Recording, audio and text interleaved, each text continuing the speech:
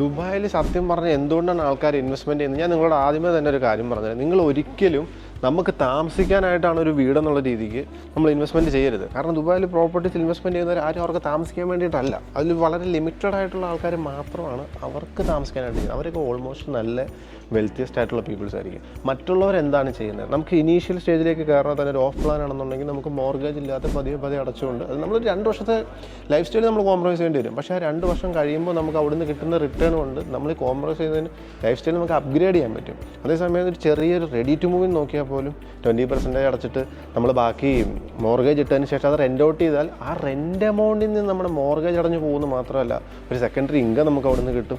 End of the day നമ്മളൊക്കെ അവിടെ ഒരു പ്രോപ്പർട്ടിയും കിട്ടിയിട്ടുണ്ട്. അപ്പോൾ ഇതൊരു ഇൻവെസ്റ്റ്മെൻ്റ് ആയിട്ട് കാണുക. അങ്ങനെയാണ് ദുബായ് റിയൽ എസ്റ്റേറ്റിലെ ആൾക്കാർ ഇൻവെസ്റ്റ്മെൻ്റ് ആണ് ചെയ്യുന്നത്. അല്ലാതെ നമ്മൾ നാട്ടിലെ പോലെ ഒരു പ്രോപ്പർട്ടി ഓൺ ചെയ്യുക എന്നുള്ളതല്ല. എൻഡ് ഓഫ് ദി ഡേ പ്രോപ്പർട്ടിയായി അതിനൊരു സെക്കൻഡറി ഇൻകമായി കാലം കഴിയുന്നതോറും ഈ പ്രോപ്പർട്ടിയുടെ പ്രൈസ് കൂടിക്കൊണ്ടിരിക്കും.